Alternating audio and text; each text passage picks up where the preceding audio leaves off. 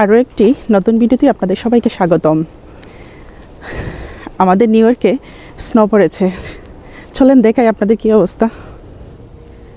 দেখেন আমাদের নিউ ইয়র্কের কী অবস্থা।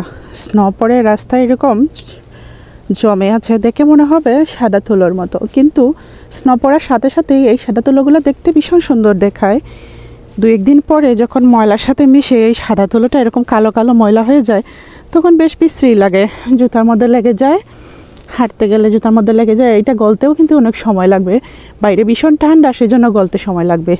যদি প্রচণ্ড রোদ উঠতো তাহলে কিন্তু এটা গলে যেত, বা বৃষ্টি হলেও গলে যেত, কিন্তু গত কয়েকদিনের মধ্যে আর বৃষ্টি হয়নি, সেরকম রোদও নেই আকাশে, মেঘলা মেঘলা হয়ে আছে, সেই জন্য এই স্নোগুলা যেমন ছিল তেমনই জমে আছে। এই যে দেখেন রাস্তাঘাটে মানুষজন কিন্তু একবারে নাই বললেই চলে, অসম্ভব ঠান্ডা কিন্তু বাইরে, সেজন্য প্রয়োজন ছাড়া কোনো মানুষ বাইরে বেরোচ্ছে না।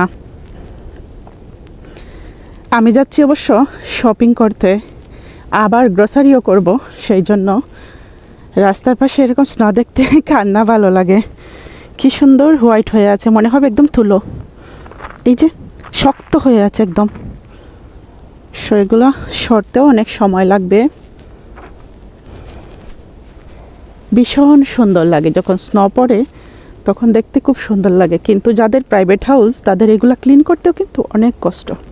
ঠান্ডা থাকায় বাইরে বেরোনো হয় না খুব একটা দরকার ছাড়া, তো আজকে নিজের প্রয়োজনেই বেরোচ্ছি।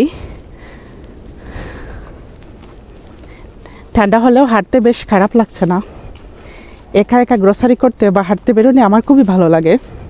গান শুনি ইয়ারফোনে আর হাঁটি, শপিং করি, প্রয়োজনে দেশে কথা বলি, আমার এটা খুবই ভালো লাগে, খুব বেশি এনজয় করি এই জিনিসটা আমি। বাইরের যে অবস্থা অনেক ঠান্ডা, কিন্তু এবছর ঠান্ডা যেন কমছেই না। দেখেন রাস্তাঘাটে একটা মানুষও নেই। আমাকে একটু সবাই মিলে সাপোর্ট করবেন, পাশে থাকবেন, আবারও আসবো নতুন কোনো ভিডিও নিয়ে। ভালো থাকবেন সবাই।